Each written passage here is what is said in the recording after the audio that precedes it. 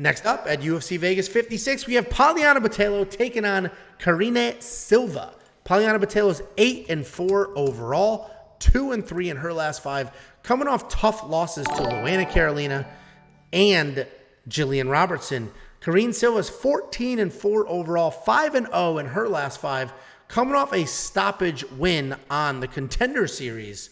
And Poliana Botelho is a creative striker who at times can try to be fancy or showboaty, but it ends up just being sloppy. She's definitely a solid prospect, though, and you can tell she's learning and improving with each fight. She looks better every single time she's out there. Because of her creativity, though, she doesn't have the greatest fight IQ because she'll just spend too much time trying to be fun and creative than actually trying to get her 1s and 2s out there. She likes to fight at distance, but she can work in wrestling and grappling. She was able to take down Luana Carolina in a very close loss, and Lauren Miller twice in a win.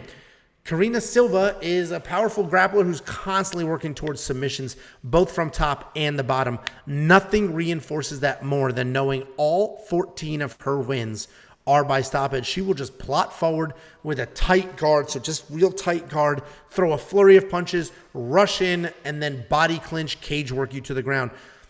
She's constantly working for position and then submission when she gets down there. And she is tricky, though, because she can chase submissions, which can get her in the scrambles she doesn't want to be in and end up on her back. Like, for example, I watched her ditch half guard. So she's on top in half guard. She ditched it for an ankle lock, didn't submit with the ankle lock, and then she spent a good amount of the round on bottom on her back. Those are not the scrambles you want to get in, especially not in the UFC with UFC judges, because they will hate that. And I mentioned that Poliana she honestly is a prospect. She improves. She's improving at a steady pace, and I do believe that. But in this matchup, it's a little tricky. I do think she's faster. I think she has cleaner striking and better footwork.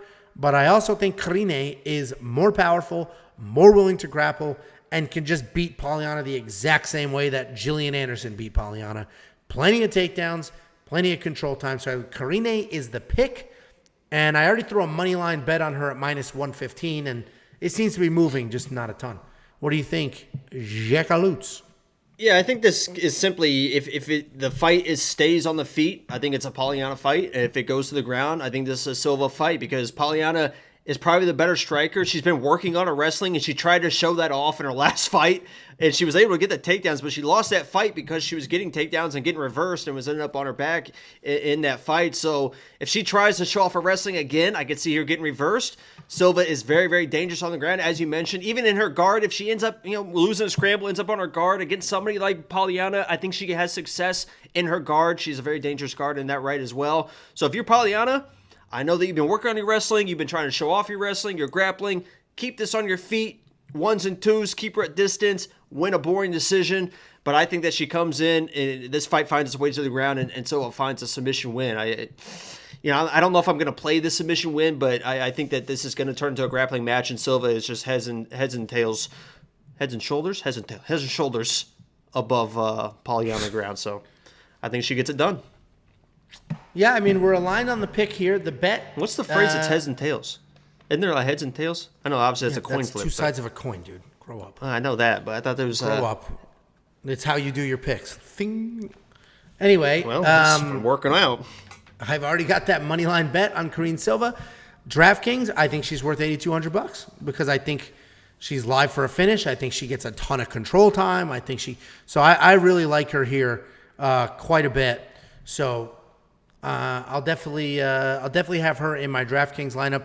And then Sean V posted something saying that these $8,000 versus $8,200 fights on DraftKings make the optimals often. So I guess it sounds like you need to have one of these two in your lineup. I will have Karine in mine, and it's probably more and more in Monkey Knife Fight. Especially these female fights do tend to go the distance. I think it's more and more. What do you think? I'd be careful with the Monkey Knife Fight, but I agree. I think Silva might be one of the better values top to bottom on the DraftKings lineup. When you look at level of competition that people are facing and the price that she is and how dangerous she can be, I think $8,200 for her is a very, very good value. Yeah. I hear you. Monkey Knife Fight, I think it's more and more. If you think this fight goes to a distance, it's definitely more and more. Go to weonpicks.com/MKK. Sign up, give that a try, see what happens. And if you want 50 free bucks, WeWantPicks.com/bets. You sign up there, you make a deposit. I send you $50 as a thank you.